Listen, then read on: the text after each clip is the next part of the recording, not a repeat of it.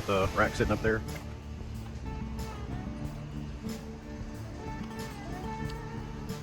It's 106 outside.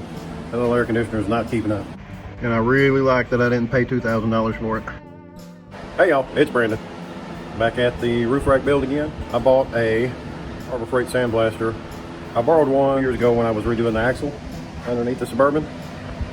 But I thought I might as well have one. I do quite a bit of stuff that a sandblaster would be nice. So I'm gonna try that out today. I noticed the last video wasn't real great, and it's because I turned my camera this way every time I used it last time, and I had to fill the screen, and so the video was kind of junky. But hopefully I remember the whole time I do this video, we don't have that crappy video. So like I said, I'm gonna start sandblasting the sides. Hopefully get this thing done. All right, so I'm using my Harbor Freight air compressor that is only 4 cubic feet per minute at 90 psi. So I'm gonna be stopping quite a bit. Running the 3/8 air hose to the sandblaster.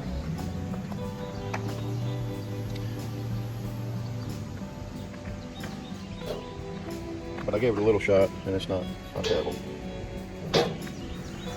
So I'm gonna get suited up and start blasting. All right, I gotta let my air compressor catch up. It's getting there. As you can see, this took maybe 5 or 6 minutes. It knocked off most of the mill scale. That right there is good enough, I'll paint it. A little too much there, but you can see it's rust and then mill scale underneath the rust. And I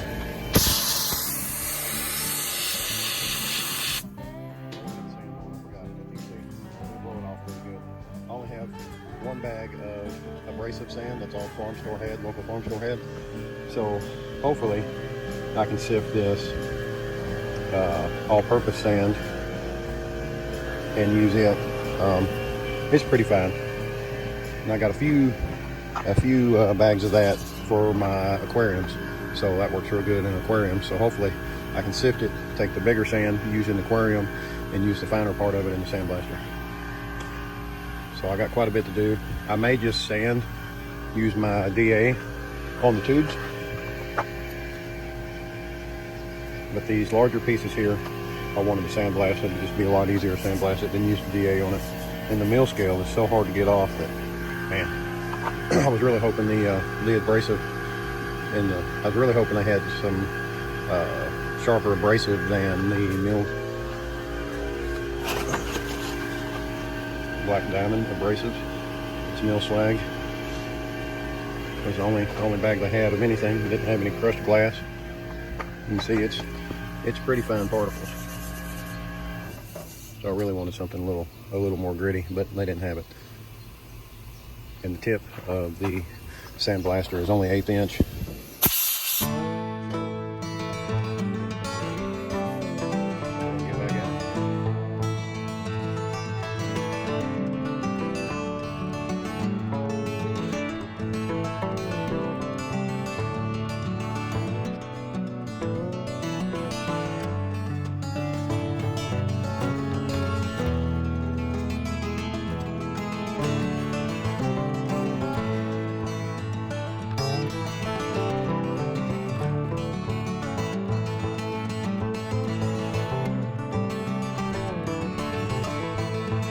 Alright, now let the air compressor catch back up again and you hear it in there running. As you can see, it does pretty good with this fine grit abrasive.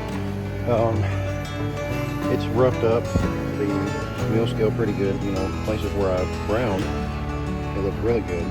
It knocks the rust off really great, but it don't quite get down to the mill scale, or doesn't quite knock the mill scale off. So really, that's good enough for what I'm going to do. I'll spray it with some self-etching primer and paint it. I may go over it with some Bondo and then DA the whole thing just to make sure I get any low spots or grind marks really out. You can see, like those grind marks there, I really don't want to see them. The sandblaster probably won't knock that down. So what I'll do there, I'll take some Bondo and smear over it, and then I'll sand it down with DA, and that'll be good enough. But these up here, and you see it knocks the majority of it off. I'm happy just to prime that and go.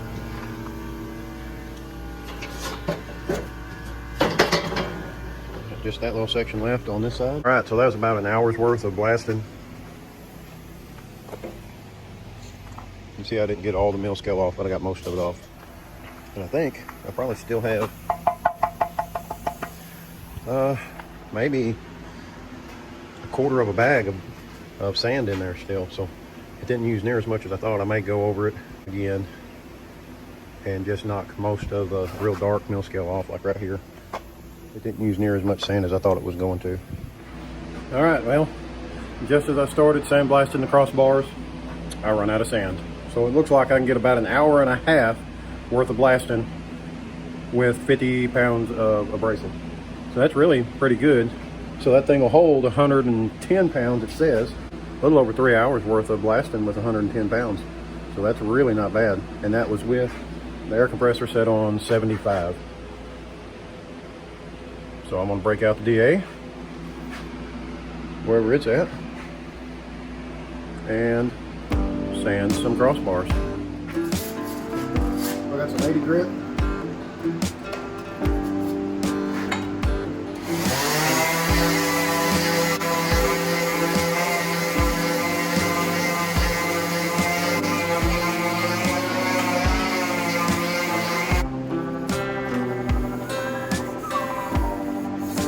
All right, 3 more to go, and then 4 more after that, after I buy the metal.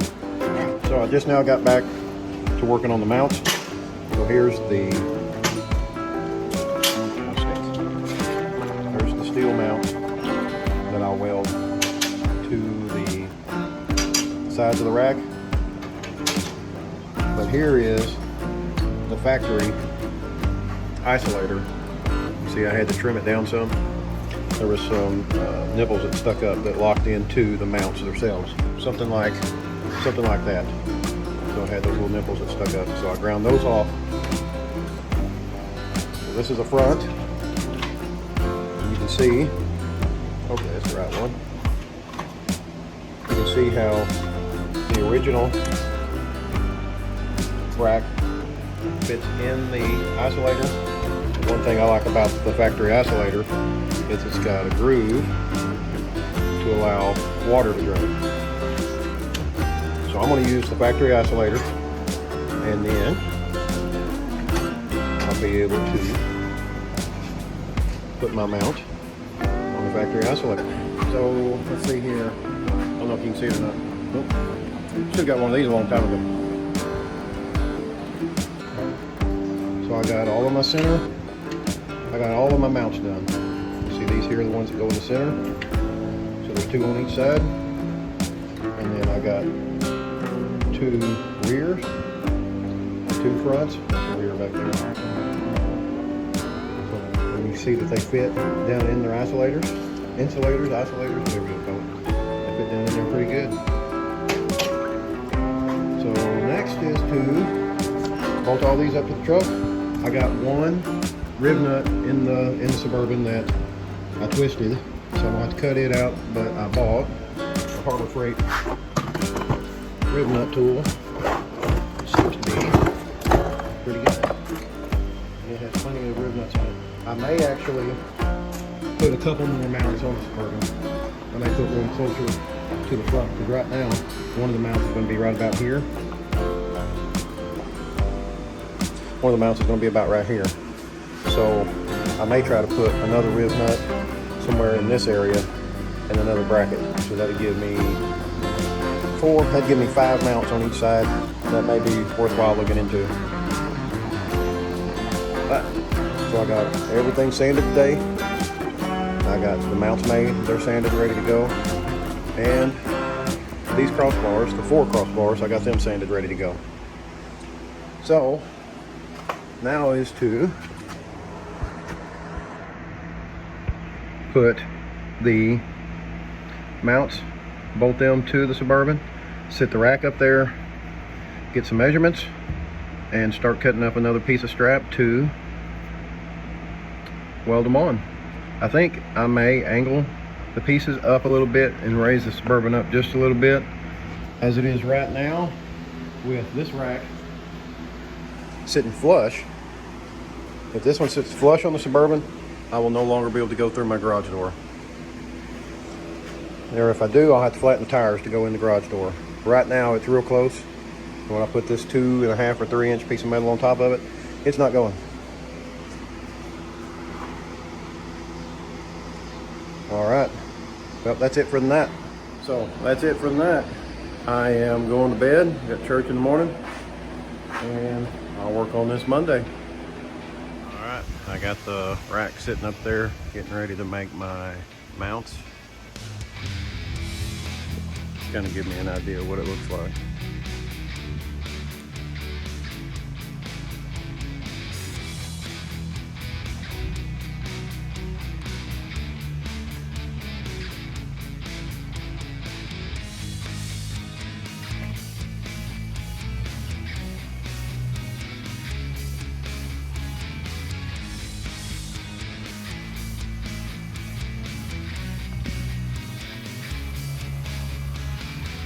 All right, so, boy, it's hot in here. Shows 89, it's 106 outside. That little air conditioner is not keeping up. So, let me show you what I got going on. So I have my other crossbars cut. I'm about to weld on the ends. And then I'll get those put on the rack out there and try to get the mounts made. I really like the way it's looking, and I really like that I didn't pay $2,000 for it. So that's what I got going on tonight. Probably all I'm going to do is tack the caps on these, sand them, and that's probably going to be it. Like I said, it's hot. I'm burning up. Wish I had a bigger air conditioner besides that little 110 unit there, but I don't. So that's what I got. All right, so I got the rack there. It's primed. It fits the roof pretty good.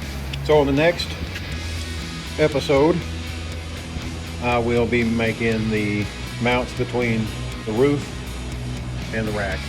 I just can't get it done in time. And you'll also see what I'm going to use these for. And you may also have spied something that's been in the back for a long time now. And I'll be putting that on. So that's it for this video. The next one will be finishing up those mounts. I didn't really want it to be a three-part thing, but looks like it's going to be. So that's something to look forward to. I should be able to get this thing on the roof. Hopefully get that awning put on. That'd be nice to get it done. If you like stuff like this, please like, subscribe, and share. I appreciate it, and thanks.